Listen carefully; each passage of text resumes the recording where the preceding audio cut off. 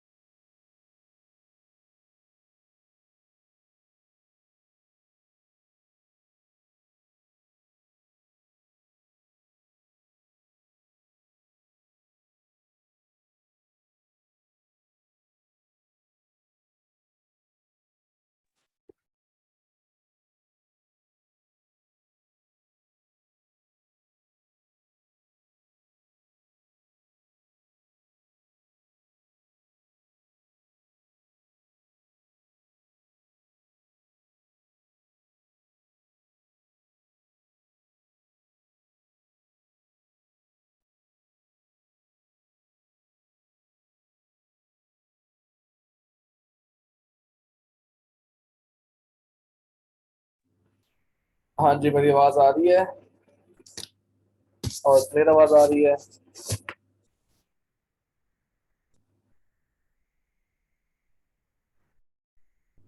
ये बता दें मुझे।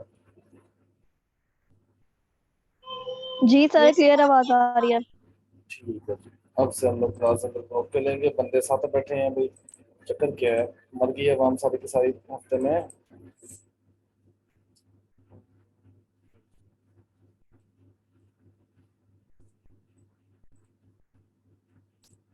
अच्छा, होता क्या है प्रेपरेशन भाई साहब है? इसके भी लेक्चर पूरे बचला के लिए डिलीवर किए मैंने, ताकि आप लोगों को जो भी सवाल हो तो आप लोग उसको पूछ सके वहाँ पे। प्रेपोजिशन जो है ना हमारे पास, वो करते क्या है, उनका काम क्या है? ठीक है, हम इनको जब इस्तेमाल करते हैं, आपने वर्ब में पढ़ा था कि नहीं पढ़ा था? एक ट्रांजिटिव वर्ब जो है और एक इंट्रांजिटिव वर्ब, वो दो चीजें ही एक प्रेपोजिशन को डिफाइन कर रही होती है तकरीबन। ठीक है, क्योंकि हम लोग जब एक ट्रांजिटिव की बात करते हैं तो हमारा वर्ब के बाद, बी के बाद डायरेक्ट ऑब्जेक्ट आता होता है, ऐसे ही है ना? और जब हम लोग इंट्रांजिटिव की बात करते हैं तो फिर हमारे पास जो है एक वर्ब के बाद एक प्रेपोजिशन आती होती है। ठीक है, जैसे यहाँ पे ये देखो, अब ये दिखने में लगती साफ साफ ही है, बिल्कुल क्लियर लगता है कि भाई साहब ये जो है ना, ये फ्लोटेड जो है ये एक इंट्रांजिटिव वर्ब है। ठीक है, इसके बाद जो प्रेपोजिशन आ गई है, और फिर ये प्रेपोजिशन जो है, ये पूरा का पूरा जो फ्रेज है, तो ये देखो ये इस वेयर का जवाब दे रही है। फिर जब वेयर का जवाब दे रही है फिर कहानी पहुंच जाती है वो एडवर्ब के ऊपर, तो ये चीजें आपस में कनेक्ट है। ठीक है, तो प्रेपोजिशन जो है वो जनाब साहब इस्तेमाल होती है as a connector relating one word to another within a sentence। ये एक डेफिनेशन इसके लिए काफी है कि जो कहती है कि फंक्शन करता है एज अ कनेक्टर। ठीक है, कनेक्ट करती है, ठीक है, एक वर्ड को। अब वर्ड कुछ भी होता है, ये वर्ड है, सरफेस क्या है, वर्ड है, दी क्या है, वर्ड है, ये ऑफ क्या है, वर्ड है, ये दी क्या है, वर्ड है, फोन क्या है, वर्ड है। ठीक है, ये डॉग क्या है, वर्ड, ये सब क्या है, वर्ड है। ठीक है, ग्रुपिंग ऑफ अल्फाबेट क्या होता है, उसे वर्ड कहते हैं हम लोग। ठीक है, तो relating one word to another within a sentence, के एक सेंटेंस के अंदर अगर प्रेपोजिशन, ठीक है, एज अ कनेक्टर इस्तेमाल होती है। ठीक हो गया। अब they allow a speaker or writer to express the link between separate items। Example जब देखेंगे समझ आएगी। ठीक है, prepositions can convey information about location, time, direction and provide details। ठीक है, जैसे हम लोग वहां पे बात करते थे कि जनाब साहब हमने लिखा कि they went home, they went home, ठीक है ना? अब यहाँ पर अक्सर लोग समझते हैं कि जनाब साहब, कुछ लोग कर देते हैं went to home कर देते हैं, went to home कर देते हैं, ये बात लिख देते हैं लोग अक्सर। ठीक है, ये बात गलत हो जाती है, क्योंकि होम जो है खुद में ये एडवर्ब है जो कि वेयर के जवाब देता होता है। ठीक है, तो यहाँ पर डायरेक्शन के हिसाब किताब नहीं हो रहा होता। हाँ, अगर हम ये कहूं कि I went to the school. तो ये चीज जो टू है ये डायरेक्शन के बारे में बता दी होती है, ये उस डायरेक्शन के बारे में हमें इंफॉर्मेशन दे रही होती है। तो काफी एड जो होता है वो टाइम के बारे में, ऑन जो है कोई लोकेशन के बारे में प्रेपोजिशन इस्तेमाल होती है।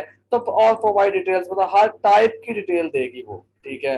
प्रेपोजिशन जो है वो इंफॉर्मेशन देती है, ठीक है। अगर मैंने क्लास को भी कहा है कि जनाब साहब क्लास स्टार्ट होगी 8:15 के ऊपर, तो मैं जब उसके ऊपर उसके पीछे 8:05, ठीक है, पीएम से पहले जो ऑन एट लगा दिया मैंने, वो एट जो है मुझे इस टाइम के बारे में बता रहा है, ठीक है, मुझे इंफॉर्मेशन दे रहा है। अगर मैं कहूँ कि जनाब साहब क्लास शुरू होगी, जनाब साहब हिल होगी, विल बी हिल्ड। क्लास मैं लिख देता हूँ यहाँ पे, द क्लास, अभी जो हम एग्जाम्पल वहां में वही लेते हैं, the class will be held at 8:05। अब देखो मैं अगर यहां तक बात कर देता हूं तो बात अधूरी रह जाएगी मेरी। हालांकि ये जो इंफॉर्मेशन है, ये जो इंफॉर्मेशन है ये किधर जाएगी? ये इंफॉर्मेशन इस हिल्ड के बाद जो इस कनेक्टर ने इस्तेमाल की, ये एड प्रपोजिशन लगी, ठीक है, और ये टाइम लगा, ठीक है, ये टाइम के बारे में इसने बताया, हमें हमें इसके बारे में इंफॉर्मेशन दी। अगर मैं कहूँ the class will be healed, तो सारी क्लास पूछेगी यहाँ से कब कब कब किस टाइम, ठीक है। तो ये इस एड प्रपोजिशन ने हमें क्या दिया, ठीक है। तो इस कन्वे इंफॉर्मेशन क्या कह रही है? Convey information about location, time और डायरेक्शन, और प्रोवाइड डिटेल्स, मतलब हर तरह की डिटेल लगा सकती है। अब ये सारे के सारे जो है अपने आप में ही किस न किस चीज की क्या देंगे, इंफॉर्मेशन देंगे, इंफॉर्मेशन को कन्वे करेंगे। बात समझ आ गई यहाँ तक? भाई को सवाल तो पूछ लो इस कन्वेइंग इंफॉर्मेशन के बारे में, इस कनेक्टर के बारे में, और जो एडवर्ब मैंने बताया उसके बारे में, जो भी है सवाल तो पूछ सकते हैं। हाँ जी,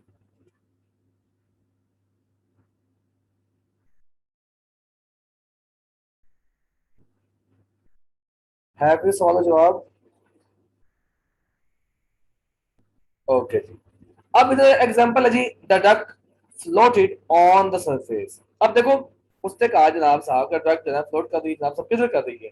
अब मैं कहूं इस ऑन को मिटा दूं तो बात कितनी खौफनाक हो जाएगी। The duck floated the surface of the pond, मतलब दरमियान अगर प्रेपोजिशन नहीं लगाता तो क्या भाई वो सरफेस को फ्लोट कर रही थी?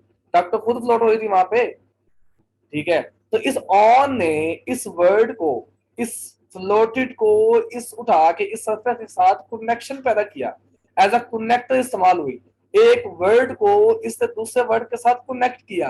अगर मैं ये चीज नहीं लगाता हूं तो बात बहुत मेरी खौफनाक हो जाती है भाई, ठीक है, कि भाई ये जो डॉक्टर है वो तो बिल्कुल एक एक्शन वर्ब है ही नहीं, ये तो एक इंट्रांजिटिव वर्ब है, ठीक है। उसके बाद तो एक सरफेस, ठीक है, कहाँ किधर की बात कर रही है? On the surface. वो जो ऑन है उस सरफेस के साथ ये फॉलो हुई है। बात समझ आई है? और यहाँ पर इसकी डेफिनेशन देख लो आप, ये वाली, ये देखो, कहता है जनाब साहब preposition word normally placed before nouns, pronouns और 87 possible alternative position वो whom के साथ हम लोग इस्तेमाल कर लेते हैं फॉर्मल इंग्लिश के अंदर, ठीक है।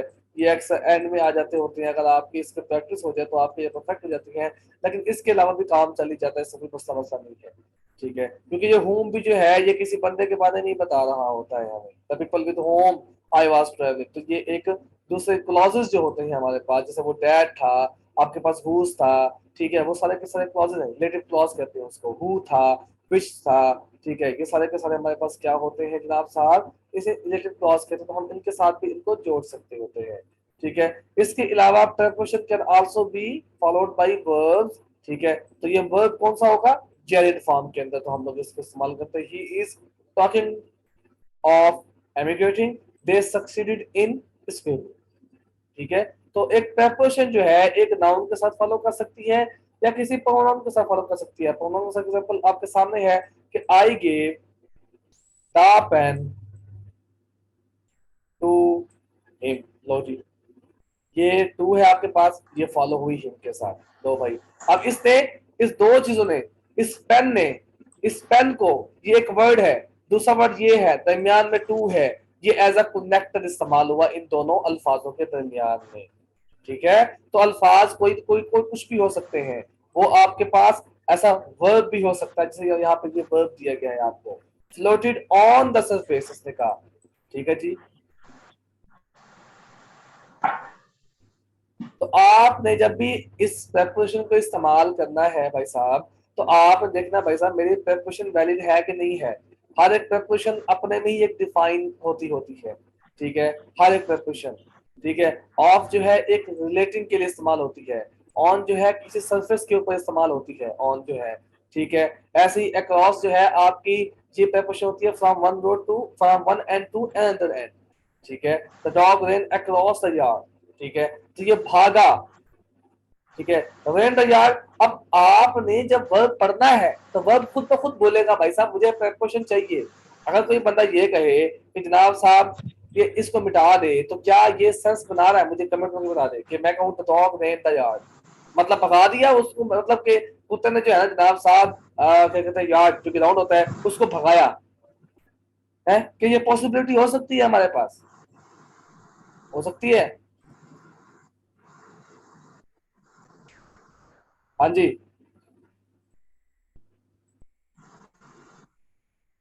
नहीं हो सकती है, ठीक है। तो अभी आपने देखना है कि दो लफ्जों का कैसे चुनाव करता है ये देखना। The duck floated on the surface, तो फ्लोटेड एक वर्ड, ऑन द सरफेस एक दूसरा वर्ड, ठीक है। और दरमियान में जब ये ऑन लग गया एज अ कनेक्टर इस्तेमाल हुआ, तो इसने इस फ्लोटेड को और जो है ना इस सरफेस के साथ जो है जोड़ दिया। फिर उसने कहा आगे बात उसने और बढ़ा दी, उसने आगे बात और बढ़ा दी, उसने कहा सरफेस ऑफ द पॉन्ड, उसने फिर आगे,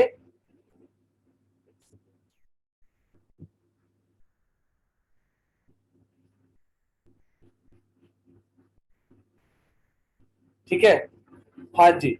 the duck floated on the surface of the pond, pond देखा है कभी ये तालाब वगैरह होता है, ठीक है। तो अब जनाब साहब ये तैरी, ठीक है, पहले सरफेस पे तैरी, फिर उसने एक प्रेपोजिशन और लगाई, मतलब यहाँ तक बात मुकम्मल है, कोई बात नहीं, हम इसको नहीं भी इस्तेमाल करते तो ओके अभी सेंटेंस बिल्कुल भी।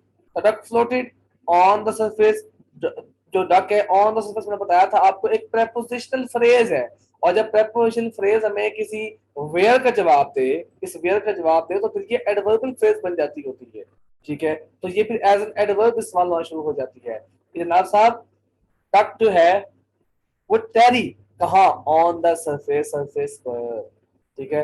अब आगे उसने फिर एक और कनेक्टर के लिए इस्तेमाल किया, भाई किसी के सरफेस थी, क्या वो लकड़ी के तख्ते की सरफेस थी, क्या वो दरवाजे की सरफेस थी, क्या वो बेड की सरफेस थी, नहीं भाई पॉन्ड की, भाई तालाब की सरफेस थी। फिर इसके दरमियान में एक ऑफ लगा दिया जिसने एक रिलेटिंग का काम किया, एक रिलेशन का काम किया, कि सरफेस को जोड़ा उसने, रिलेट किया किसके साथ, पॉन्ड के साथ, दरमियान में एक कनेक्टर लगा, और दो अल्फाजों में, और दूसरी शर्त उसने जो पूरी की कि वो जो है ना जनाब साहब किसके साथ फॉलो होगा, नाउन के साथ फॉलो होंगे। तो इधर भी नाउन है, इधर भी नाउन है, ठीक है। दूसरी बात उसने की थी कि रिलेटिंग करेगा वन वर्ड टू अनदर, तो वर्ड भी है सरफेस, तो यहाँ पर ये सरफेस के साथ आपका हो गया जनाब सब खाता। अक्सर लोग ये इस्तेमाल कर लेते हैं कि ही लिव्स इन अब्रॉड, ठीक है, इन अब्रॉड। और भाई अब्रॉड खुद में ही एक चीज है भाई, एक एडवर्ब है। प्रेपोजिशन ने ये नहीं कहा आपको कि जनाब साहब मैं एडवर्ब के साथ फॉलो होंगी। अगर ऐसा होना होता तो फिर एडवर्ब अपनी जगह वर्ब को एज अ मॉडिफायर इस्तेमाल ना होते।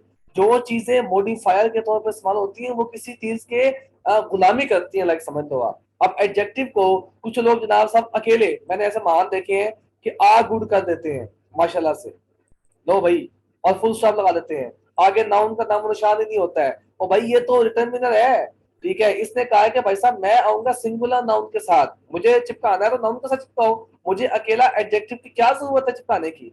एडजेक्टिव जो है ये तो मॉडिफिकेशन के लिए इस्तेमाल होते हैं, ये तो खुद नाउन के गुलाम है, ये तो आएंगी नाउन के साथ, इनका काम ये है कि नाउन को फॉलो करेंगे, और इसका अपना काम है कि ये नाउन के साथ आएगा। और जब भी ये मैं लिखता हूं या मैं लिखूं कि a good boy, a good boy, तो ये ए आर्टिकल जो है इस बॉय को देख के आता होता है, ना कि इस गुड को देख के आता होता है। तो ये इस गुड जो है ये इस बॉय को मॉडिफाई कर रहा होता है।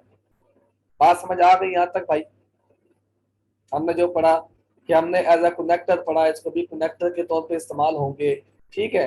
तो हम लोगों ने जो जनाब साहब पढ़ा कि जनाब साहब हम लोग जब जब भी एक प्रेपोजिशन का इस्तेमाल करते हैं, हर प्रेपोजिशन का अपना अपना एक क्या कहते हैं यूज है, ठीक है। मीनिंग उनके अलग अलग है, और जितने भी हैं ये अपने आप में ही, अब इनमें कोई अंग्रेजी कहानी नहीं लिखी हुई, ठीक है। और कुछ होते हैं प्रपोजिशन की फॉर्म के अंदर वो किसी क्लॉज के साथ इस्तेमाल हो रहे होते हैं, ठीक है। लाइक अगर मैं ये फ्रेज भी पढ़ लूँ यहाँ पे, मैं बता देता हूँ आपको।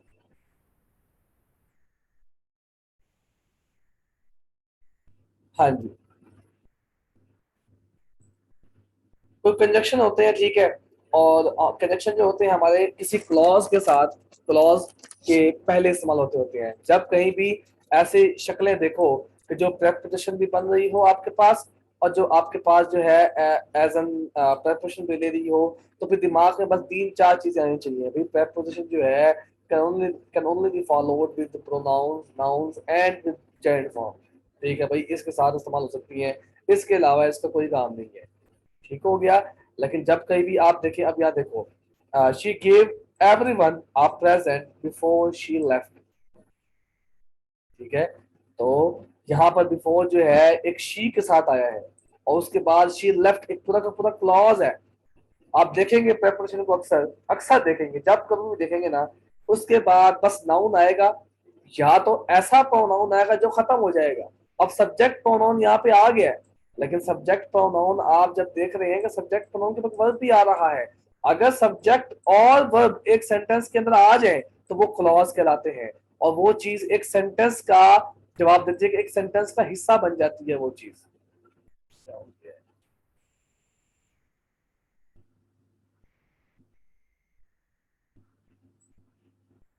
ठीक है, ओके जी। तो प्रेपोजिशन फ्रेज क्या होते हैं? जो भी फ्रेजेस शुरू होते हैं, एक प्रेपोजिशन जब जहाँ शुरू होती है तो उसको हम लोग क्या कहते हैं? प्रेपोजिशन फ्रेज कहते होते हैं, ठीक है। तो ये कनेक्ट कर होती है, from Paris after many twice, ठीक है, between a rock and a hard place, ठीक है, out of the door, through the looking glass, inside your ear, in the beginning. अब प्रेपोजिशनल फ्रेज जो है हम इसको देखते हैं, ठीक है, कि जनाब साहब हम जब इसको इस्तेमाल करते हैं तो ये देखो एज एन एडजेक्टिव भी ले जाते हैं कहानियां, और फिर एक एडवर्ब के तौर पर जो ऑन द सरफेस था, ये वाला, ये वाला, तो ये ऑन द सरफेस, ये देखो ये क्या जवाब दे रहा है? ये वेयर का जवाब दे रहा है कि कहाँ। और जब जिस सेंटेंस के अंदर कहाँ हम लोग ढूंढ लें, वेयर ढूंढ लें, ठीक है, तो वो फिर एडवर्बियल फ्रेज बन जाता है, वो एडवर्ब के तौर पे एक्ट करना शुरू कर देता है। अब आप देखेंगे इसके अंदर जो है एक preposition फ्रेज जो है एज एन एडजेक्टिव शुरू हो जाएगा। देखना, the book with the tattered cover is my favourite, ठीक है जनाब साहब। उसने कहा ये बुक, मैं अगर ये बात यहाँ से इधर से लेकर यहाँ तक निकाल भी दूं तो बात सेंस बनाएगी, बात ओके हो जाएगी, the book is my favourite, ठीक है। लेकिन क्या ये बुक विद द टेटेड फॉर्म, ठीक है, टेटेड कवर, मतलब आप किताबें होती है पुराने जमाने की, 100 पुरानी किताबें कर लो, तो उनके जो कवर होते हैं वो बिल्कुल उजले दियार बने होते हैं, ठीक है, बिखरे बिखरे होते हैं, चमड़े उतरे होते होते हैं, ठीक है, फटे फटे जिसे कहते हैं हम लोग, ठीक है। तो फटे कवर को हम कहते हैं, जो हम लोग देखते होते हैं पुरानी बुक्स को, तो उसकी बात कर रहे हैं यहाँ पे। अब क्या आपको ये एक विद से शुरू हुआ, उसके बाद एक नाउन मिला आपको, टेटेड यहाँ पे एक एडजेक्टिव के तौर पे थर्ड फॉर्म के तौर पे इस्तेमाल हुआ, कवर आपके पास एक नाउन है, दी आर्टिकल एक मॉडिफिकेशन है जो कि इस कवर को मॉडिफाई कर रही है, ठीक है। अब ये पूरा का पूरा एक प्रेपोजिशनल क्या है? फ्रेज है भाई साहब। अब अगर ये प्रेपोजिशन फ्रेज है, क्या ये बुक इस क्या ये प्रेपोजिशन फ्रेज एक एज एन एडजेक्टिव के तौर पर इस्तेमाल होके इस किताब के बारे में मॉडिफिकेशन नहीं कर रहा? क्या आपको लग रहा है नहीं कर रहा? और मैंने पहले दिन बताया था कि कोई भी सेंटेंस है एडजेक्टिव के बगैर मुकम्मल हो सकता है, आपकी मर्जी है आप लगाना चाहो या ना लगाना चाहो, ठीक है। मैं अगर इस लाइन पूरी काट भी दूं तब भी मेरी बात मुकम्मल हो जाती है, book is my favourite, okay होगी बात, ठीक है।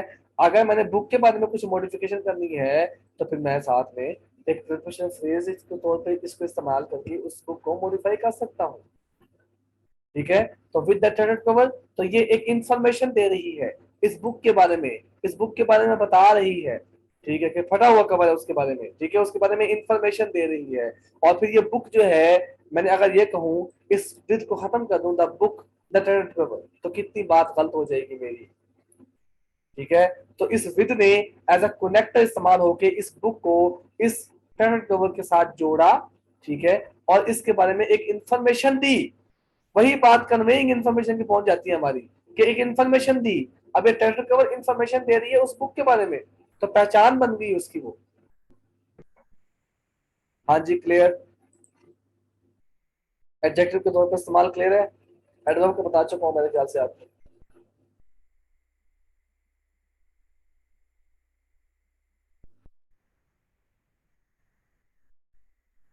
ओके जी, ठीक है। तो ये एग्जांपल आपने देख लेनी है। The present inside the bag box is mine, the present mine, okay हो गया, ठीक है। The present inside the big box, तो ये जो है इनसाइड जो है एक चीज इनक्लोज होती है, उसके बारे में बता रहा है हमें, ठीक है। ठीक है, तो ये कनेक्टर के तौर पे इस्तेमाल हुआ कि कोई चीज अगर एक इनक्लोज बॉडी के अंदर है तो हम लोग उसको इनसाइड एक प्रेपोजिशन इस्तेमाल करते होते हैं, ठीक है। मैं बताऊंगा जो हमारे मेन प्रेपोजिशन है ना, इन, ऑन, एट के बारे में आपको इन्फॉर्मेशन दूंगा, वो हम इस बुक से पढ़ेंगे ये वाले, यहाँ से, ठीक है। ये पढ़े हुए हैं, तो ये सब पढ़ा दूंगा आपको। इस बुक के अंदर है, ये लाइनें दी हुई है तकरीबन काफी सारी हैं। ये आपने मुकम्मल खुद भी कर लेनी है, क्योंकि यहाँ पर बहुत एक्सरसाइज दी हुई है और बहुत मजेदार है ये देखो 123, 124, 125, 126, 127, 128, ये 8 चैप्टर हैं। ये आपने कर लिए तो आपके ये इन 8 का खाता, ये देखो ये सारा का सारा पूरा हो जाएगा। हमारी जितनी भी प्रिपरेशन होती है ये इन्हीं 3 पे अड़ी होती है, एट, ऑन, इन पे। बाकी हमारी जो है वो ईजी होती है, ठीक है। लेकिन हमारा ऑन लग रहा होता है तो ये साफ साफ बताता होता है,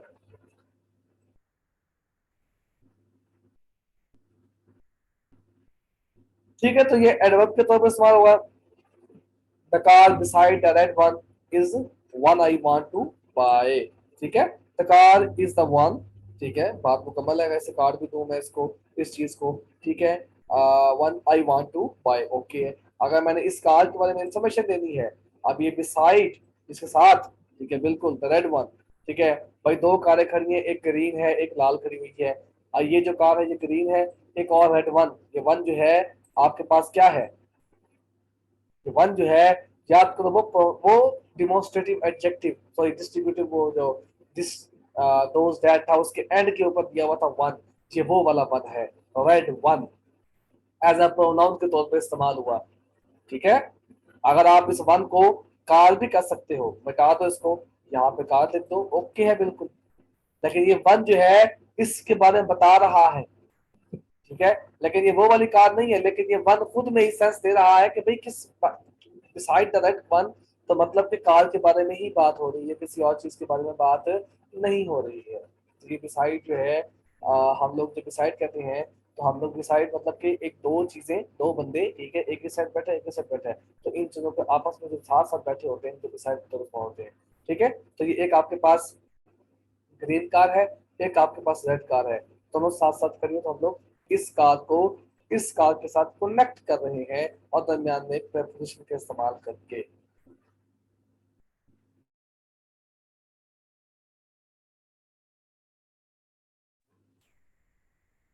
ठीक है जी, क्लियर है।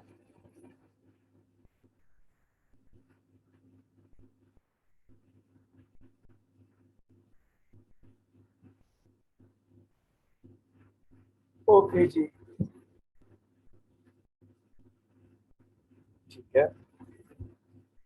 आगे है जी, we went to the centre, तो ये बता चुका हूँ एडवर्ब फ्रेज के तौर पे इस्तेमाल होता है, ठीक है।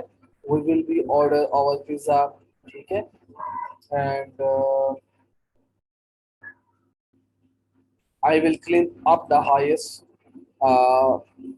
मो, ठीक है, टुमारो, माउंटेन, सॉरी, माउंटेन, ठीक है जी। ये था आपका सिस्टम prepositional phrases का, एज एन एडजेक्टिव के तौर पे, एज एन एडवर्ब के तौर पे। हाँ जी, बिल्कुल करेक्ट है भाई, बिल्कुल करेक्ट है। The blue one, the blue one, blue जो है याद करो एडजेक्टिव के तौर पे एक कलर था, वो ऑर्डर्स के अंदर कलर, ठीक है। तो कलर तो भाई एडजेक्टिव है, कलर कलर आप इसको द ब्लू नहीं कह सकते, वो तो कलर जो है एक एडजेक्टिव है। साथ में आपने अभी 2 मिनट पहले एक कहानी सुनाई थी मैंने कि दी आर्टिकल जो इस्तेमाल होगा वो किसी नाउन के साथ होगा, किसी एडजेक्टिव के साथ उसको इस्तेमाल करने की जरूरत नहीं है भाई। वो उसके साथ नहीं खड़ा हो सकता, उसकी हिम्मत ही नहीं है एडजेक्टिव की कि वो एक डिटर्मिनर ले सके। वो डिटर्मिनर सिर्फ नाउन ले सकता होता है, सिर्फ नाउन, तो उसी का हक है। ठीक है, तो W1 करो। ठीक है, तो वो वन जो है फिर एज अ प्रोनाउन इस्तेमाल होके फिर हम उसको इस्तेमाल कर सकते हैं। ठीक है, तो फिर ये हमारा करेक्ट सेंटेंस। ठीक है, ठीक है जी, ओके हो गया। आगे क्या पढ़ना है हमने?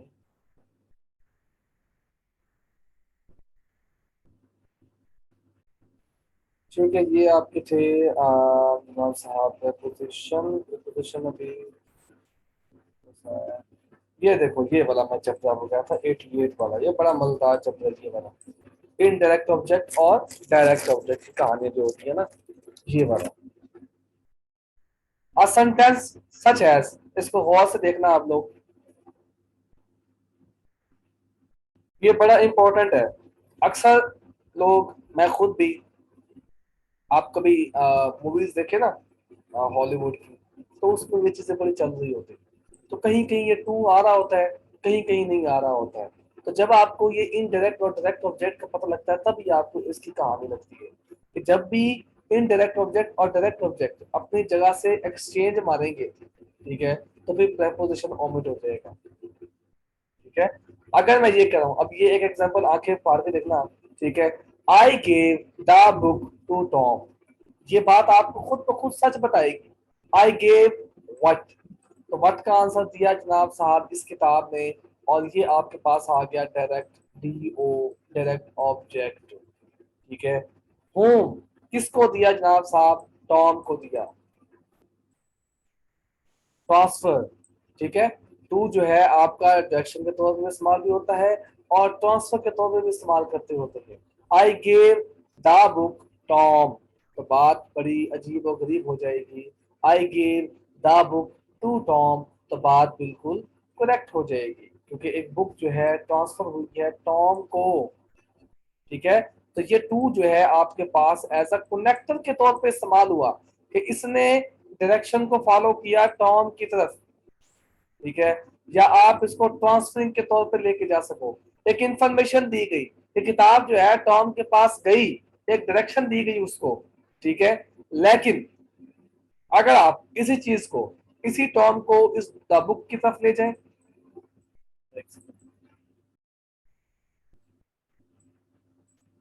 इसी टॉम को द बुक की तरफ ले जाएं और द बुक को इस टॉम की तरफ ले जाएं, ये देखें ये वाला सेंटेंस देखिए, तो बात बिल्कुल वो टू जो है ये ओमिशन की तरफ निकल जाएगा, ओमिट हो जाएगा यहाँ से, क्योंकि फिर हमें कनेक्टर की जरूरत ही नहीं पड़ेगी। जैसे वो फ्लोटेड की एग्जांपल थी ये वाली, अगर आप ये प्रेपोजिशन नहीं लगाते हैं तो सेंटेंस आपका सेंस नहीं बनाता। The duck floated the surface, या the ran across the yard, या फिर the dog ran the yard, कि भगा दिया ग्राउंड को उसने, तो सेंस नहीं बनाएगा। अब अगर आप ये बात करें I gave Tom the book, तो बात बिल्कुल करेक्ट है। लेकिन अगर आप इसके दरमियान में टू प्रेपोजिशन लगाते हैं तो फिर किताब दी गई, सॉरी टॉम दिया गया किताब को, तो बात हमारी कितनी गलत हो जाएगी। बात समझ आ गई? ओके, कोई सवाल है तो पूछ लो। तो कुछ समझ आइए कि वापस निकल गई है?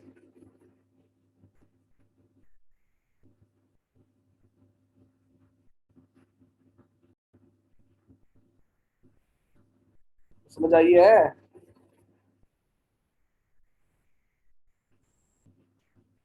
ओके जी, ठीक है। तो जैसे ही हम लोगों ने एक इनडायरेक्ट ऑब्जेक्ट को डायरेक्ट ऑब्जेक्ट से रिप्लेस किया, तो हमारी कहानी जो है वो बिल्कुल टू जो है हमारा खत्म हो गया, क्योंकि हमने जो है किताब दे दी बंदे को भाई, बंदा किताब को देने की जरूरत कोई नहीं है हमें। ठीक है, तो हम लोग इस तरीके से इसका इस्तेमाल लेते होते हैं। तो ये किस माता के एग्जांपल भी है, I showed the map to Bill, I showed Bill the map, तो बिल्कुल करेक्ट है मेरा सेंटेंस, दोनों इक्वल है। ये देखो इक्वल दिया हुआ है यहाँ में। They sent 5 euro to mister Smith, they sent mister Smith 5 euro। ठीक है, तो टू और फॉर तो की बनाते होते हैं हमारे पास प्रीपोजिशन, ठीक है। फॉर किसी पर्पस के लिए, टू जो है किसी ट्रांसफर के लिए तो हमारा इस्तेमाल होता है। ओके, ये कंजक्शन के बारे में है।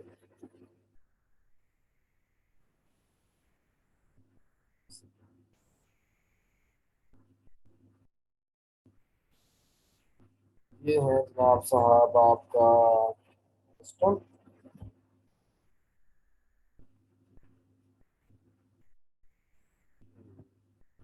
ये 90 है।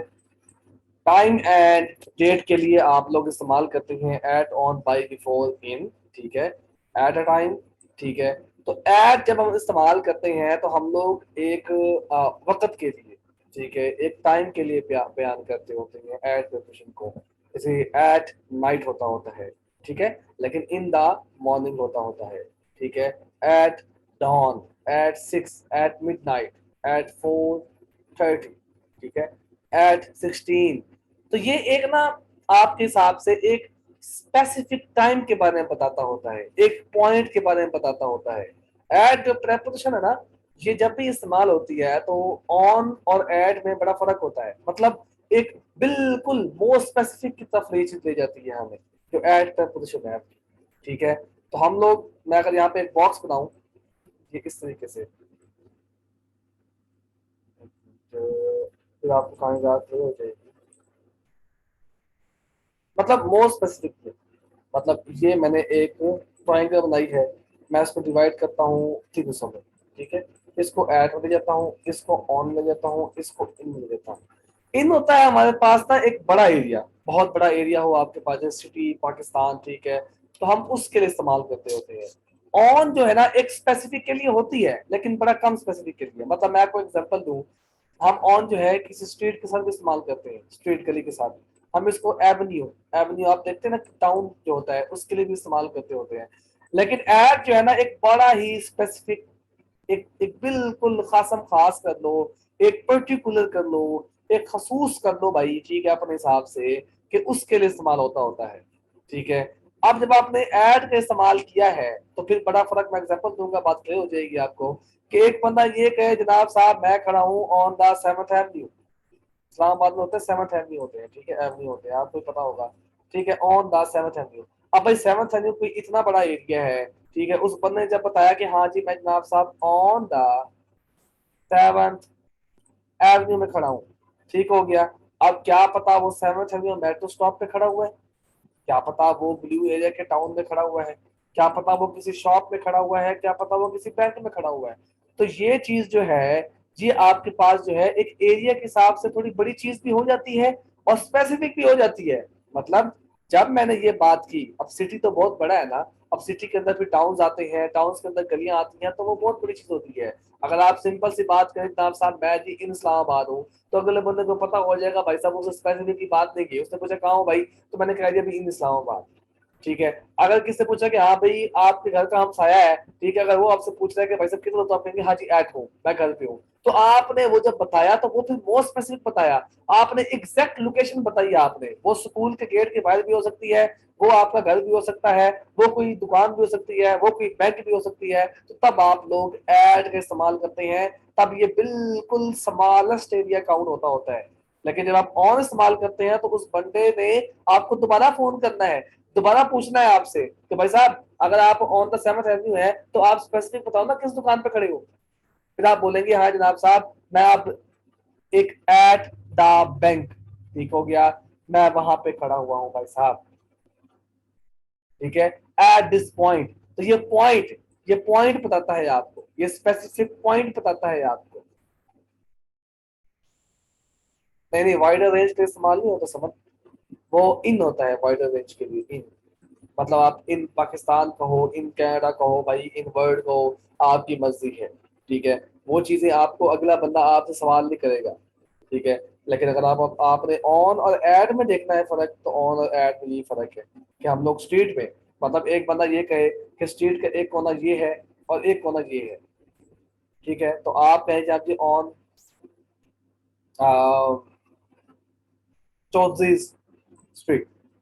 अब वो बंदा बेचारा इस गली के इस नुक्कड़ में आ जाए, आप इस नुक्कड़ में खड़े हैं, तो बात, गली तो बहुत बड़ी है ना, वाइडर है, ठीक हो गया। तो अगले बंदे को आपने स्पेसिफिक लोकेशन नहीं बताई है, अगले बंदे को आपने ये बताया है, हाँ वो बंदा आपको ढूंढ लेगा, ये पक्की बात है। अगर वो इस पॉइंट पे गया है तो वो दोबारा इस पॉइंट पे आके भी चेक कर सकता है।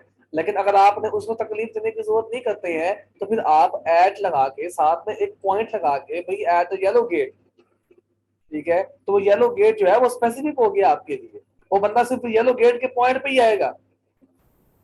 ठीक है, तो आपने उसके लिए आसानी पैदा कर दी। अगर आप ये कहें कि जनाब साहब इन इस्लामाबाद, तो वो आपको बेशक 6 दिन ढूंढता रहे,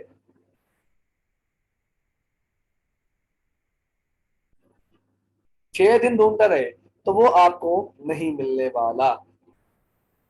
तो बात समझ आ गई है इन ऑन और एट की, भूलेगी ये चीज।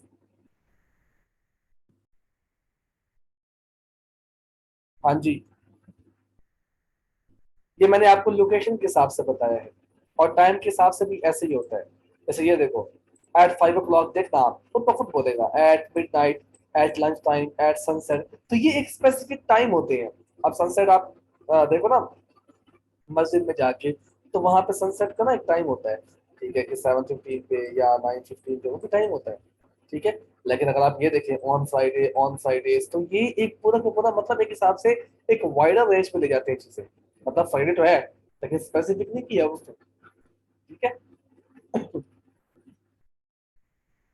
ओके जी। और इन जो है आपका एक वाइड फिर और एरिया, ठीक है, जैसे महीना इन जून, ठीक है, जून में 30 दिन होते हैं। फिर इन जब इस्तेमाल हुआ तो फिर आपको नहीं पता, अगर किसी ने कहा भाई तुम्हारी शादी कब हुई थी, हमारी शादी आज मई से ही जनाब साहब इन जून, तो जून में हुई थी, तो उसने अगली डेट नहीं पूछी। अगर वो डेट आपसे पूछता है तो फिर स्पेसिफिक कर देंगे, फिर आप ऑन लगाना शुरू कर देंगे, ऑन 5 जुलाई, जून। तो ये ऑन प्रिपरेशन इस फिफ्थ को देख के आती है, ना कि इस जून को देख के आती है, ठीक है। जून के लिए इन काफी है, इन जून काफी है। आज के लिए इतना काफी से याद आया, ठीक है। आगे भी हम लोग कल पढ़ेंगे, 3-4 लेक्चर हमारे ये वीक को हम प्रेपरेशन को देंगे पूरा का पूरा। यहाँ तक कोई सवाल है तो आप लोग अपने ग्रुप के अंदर फरमा सकते हैं, ठीक है, जो कोई भी हो, ठीक है।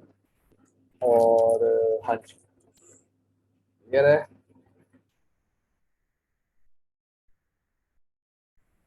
ठीक है जी, गुड हो गया भाई।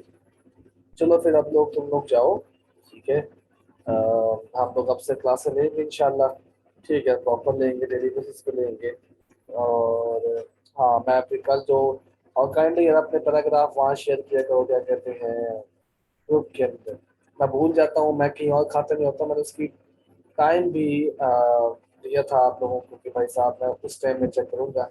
तो सुबह मैं 10 बजे उठूंगा, तो उसके बाद मैं सबकी असाइनमेंट को जो पैराग्राफ है चेक कर दूंगा। लेकिन ग्रुप पे भेज दोगे तो मेरे लिए आसानी हो जाएगी, तो बजाय इसके मैं इंडिविजुअली उसको हर एक कॉमन में भी देखूँ, तो पता नहीं लगेगा मुझे। तो हाँ, असाइनमेंट भेज दूंगा, इसकी भेज दूंगा, ठीक है। चलो, ओके भाई, अल्लाह हाफिज। हाँ 10, आप जब भी सेंड करो मैं आपको उसके अगले दिन में सुबह के 10 बजे के बाद भी सेंड भेजूंगा रिप्लाई उसका, ठीक है, आप जिस टाइम भी सेंड करो। चलो, ओके।